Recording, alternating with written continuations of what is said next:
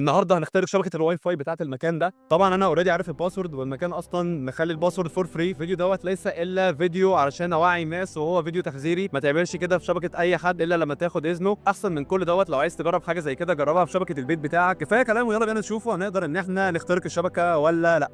يلا بينا. واحنا دلوقتي اهو جوه الكافيه. دلوقتي هجرب ان انا اختبر اختراق شبكه الواي فاي هنا. طبعا الواي فاي هنا اصلا فور فري ومعايا الباسورد بتاعه، لكن احنا بس هنجرب ان احنا نختبر امان الشبكه ديت ونشوفه هل الباسورد دوت مثلا سهل ان هو يتجاب ولا لا. وبرضه عشان تفهموا ازاي بيتم اختراق شبكات الواي فاي عشان تقدر ان انت تامن نفسك من اي حاجه زي كده. طبعا انا مش بنصح اي حد نهائيا ان هو يجرب انه يعمل حاجه زي كده على اي شبكه غير شبكه بيته. كفايه كلام ويلا بينا بقى نخش في الشغل العملي ونشوفه ازاي هنقدر ان احنا نعرف الباسورد بتاع شبكه الواي فاي هنا. زي ما انتم شايفين دلوقتي انا فتحت كالي لينكس وهحاول ان انا القط هاند شيك بين الراوتر اي جهاز من الاجهزه المتصله على الراوتر. ايه هي الهاند شيك دي؟ الهاند شيك دي بتكون عباره عن 4 مفاتيح مشفره بيتم تبادلهم بين الموبايل او اللابتوب وجهاز الراوتر. احنا بنحاول ان احنا نلقط الحزمه ديت ونفك تشفيرها. زي ما انتم شايفين دلوقتي انا طلبت من الشات جي بي تي ان هو يكتب لي سكريبت يولد لي فيه 10000 باسورد يكونوا جواهم كلمه بورتوفينو دوت اسم الكافيه. قال لي اهو هنكتب لك بايثون سكريبت، طبعا هي بلغه برمجه بايثون. بيقول لك ان احنا هناخد الكوماند ده نكتبه. تعالوا نجرب ان احنا نعمل كده ونشوفوا هل ده فعلا هينفع ولا لا. فتح لنا النانو قال لك خد السكريبت دوت اكتبه جوه ملف النانو، هو لغه برمجه كامله. هناخده كوبي نيجي هنا جوه نجرب ان احنا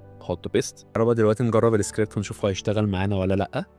نعمل كده قال لك خلاص كده المفروض انه اشتغل. بقى دلوقتي نجو اهيد ونعمل اتاك على الشبكه ونحاول ان احنا ناخده الهاند شيك من الشبكه. انا مجهز كده الاكواد هنا اهو، بشغل كارتة الواي فاي على وضع المونيتور. دلوقتي انا بقتل اي عمليه ممكن انها تاثر على عمليه الهاند شيك. ده كود بس عشان اتاكد ان كارتة الواي فاي كده اب وشغاله كويس. ده الكود اللي بعمل بيه سكان على الشبكه زي ما انتم شايفين. ظهر لي مثلا شبكه من الشبكات ديت انا اوريدي معايا ماك ادرس اوريجينال نمبر، انا كده مجهزها فهاخدها كوبي على طول واحطها هنا بيست. دلوقتي انا دخلت اهو والمفروض ان هو يلقط هاند شيك فوق هنا. ده بيعمل زي اتاك كده على الشبكه، بيخلي كل الاجهزه المتصله بالشبكه تعيد اتصالها تاني عشان نلقط منها الهاند شيك. ما لقطش اي حاجه لسه. طيب هي الشبكه اللي احنا جربنا عليها ما كانتش شغاله، فهنجرب على شبكه ثانيه تبع نفس الكافيه. وزي ما انتم شفتوا المره دي جاب لي الاجهزه المتصله على الشبكه والموضوع اشتغل عادي جدا. الشبكه اللي فاتت ما كانتش شبكه حقيقيه لان بصوا هنا. وزي ما انتم شايفين الشبكه ديت لقطت الهاند شيك على طول والموضوع اشتغل معانا عادي جدا. اسم الفايل بتاعنا هيكون هاند شيك 16. انا اوريدي برضو مجهز الكود بس هنغير فيه، هنخليها هاند شيك 16 بنفس اسم الملف اللي طلع اللي هو ملف الهاند شيك، وده ملف الباسوردز اللي احنا ولدناه. تعالوا دلوقتي نجرب ونشوفه هيلقطه ولا لا. دلوقتي هو بيحاول ان هو يلقط الباسورد او هو بيجرب. هو فعلا جاب الباسورد زي ما انتم شايفين.